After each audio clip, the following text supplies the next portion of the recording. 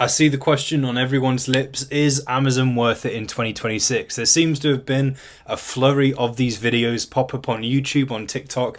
So I'm going to put my 2 cents in and let you know if it's worth it. So what's changed with Amazon over the past few years? So why do we need to ask this question every year?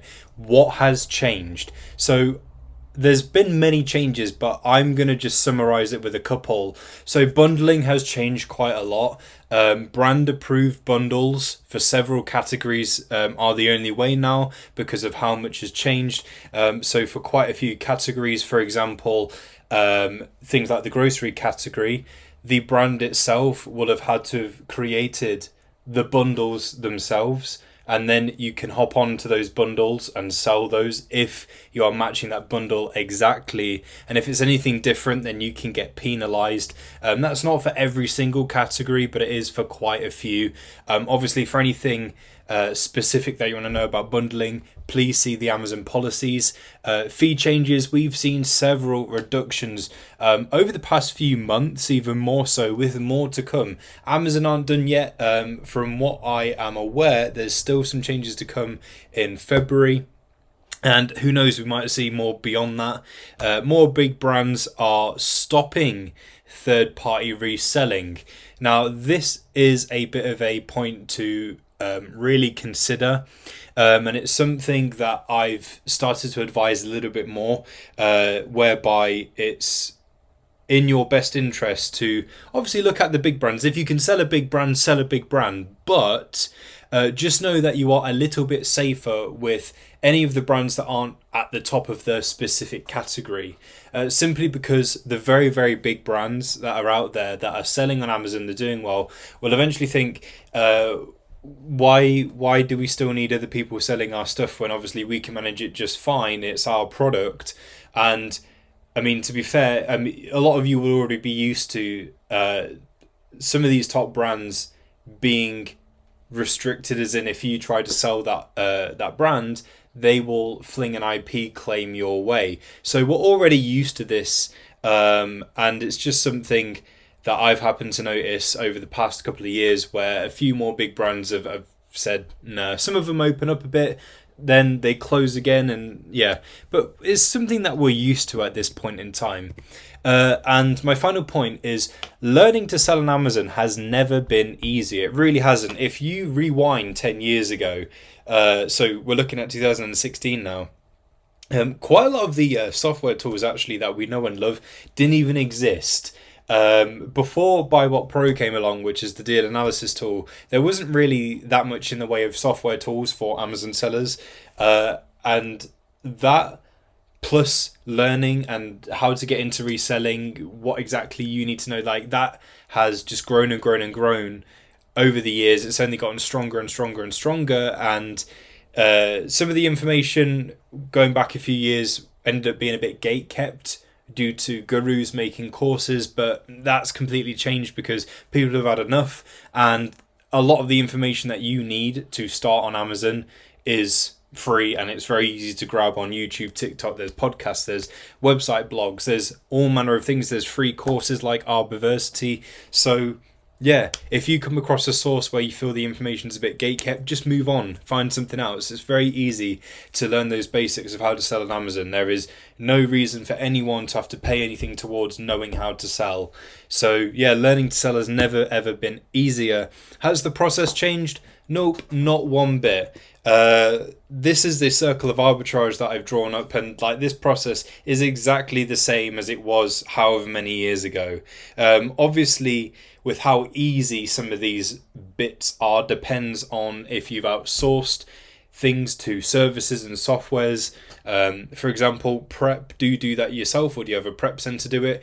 The easier way out of the two is obviously to have a prep center do it.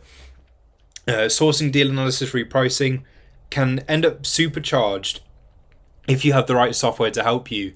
Like sourcing, use Sellability. That's going to help you massively. Instead of spending hours looking at a website, you can find all potential deals within a matter of minutes. Deal analysis, Buy What Pro tells you everything you need to know about a product. Repricing, Profit Protector Pro, that will get you the buy box more often and make you more money just due to the nature of how the strategies work, how it reprices. You can kiss goodbye to, well, actually, I don't even know if you'd kiss it goodbye, but you can say goodbye to price tanking.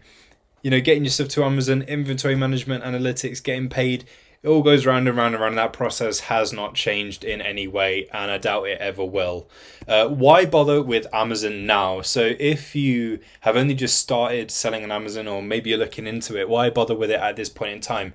Well, automation has always been coming for people's jobs. So I'm mentioning this because there's been an increase in people saying, oh, we're going to get laid off because of AI. No. But the truth is that's not really changed. Like if you look at what needed doing 50 years ago compared to today, like even before AI came along, things were changing. Like look at when the internet boomed and then everyone wanted to get their stores online, and those that didn't end up falling behind. Look at self-checkouts, things like that. So automation has always been coming for people's jobs, and with AI in the mix as well, it doesn't really affect it on the scale that some people make out. Like, yes, of course, there will be some jobs that it's easier for the company to use AI rather than pay someone who can't do the job as well as AI.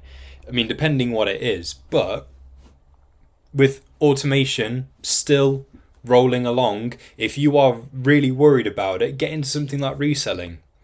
In some countries, such as the UK, the cost of living is getting even higher. So a relatively easy extra source of income, such as reselling, seems to be a no-brainer to me.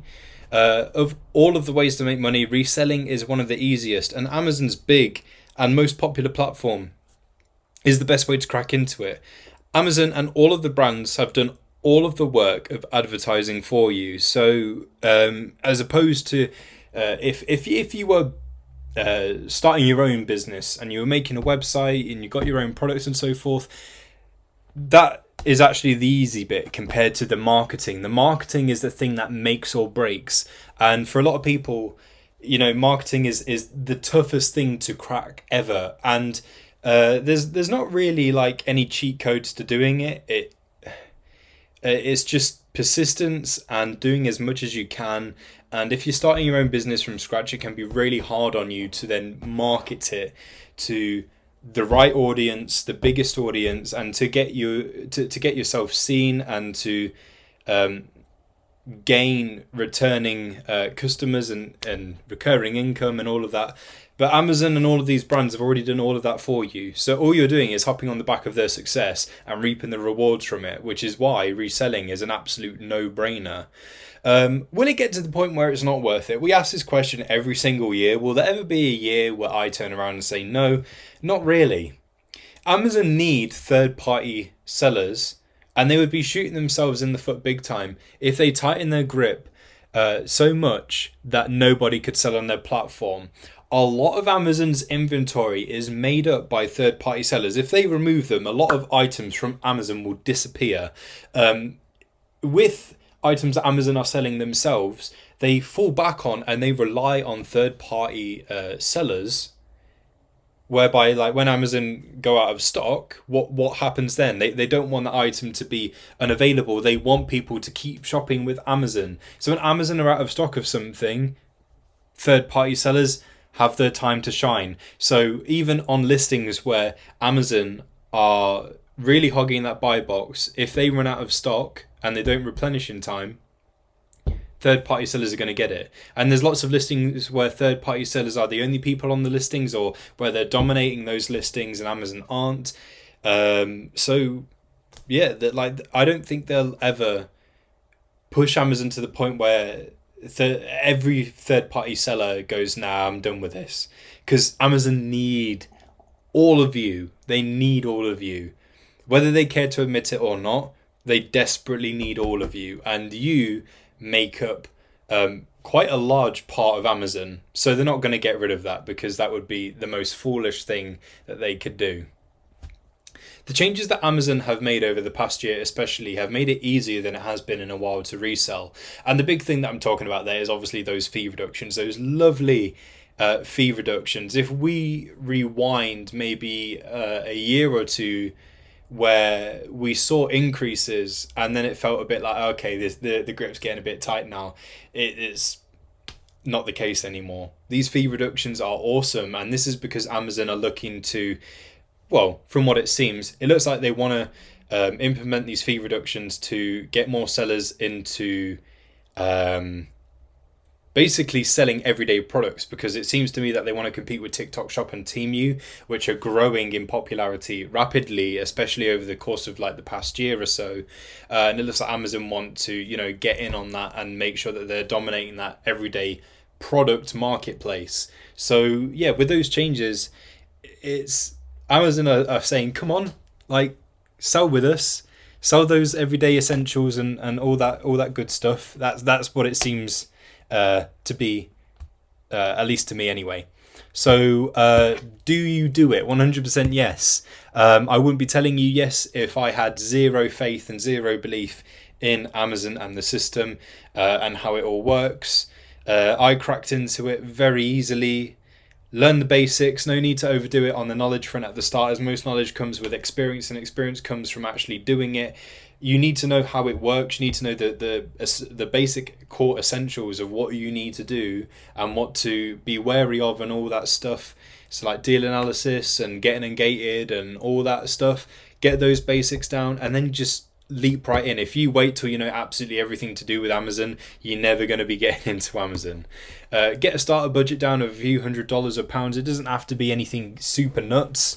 If you're doing arbitrage, you only need a few $100s, a few £100 to get started. Keep putting back into your business as you make money, and it will grow and grow and grow. You don't have to put this pressure on, it needs to take over my current job and become my new full-time thing. If it's just a part-time thing that makes you a few £100 a month, then that is amazing. That is an extra source of income that is paying a bunch of your bills, helping you do fun stuff at the weekends, and that is good enough. That is amazing. So yeah, even if that's the case, that is really, really, really good. So 100% yes, give Amazon a shot. It's the most popular platform out there, and it has been for many a year. So reselling on it, yes, an absolute no-brainer.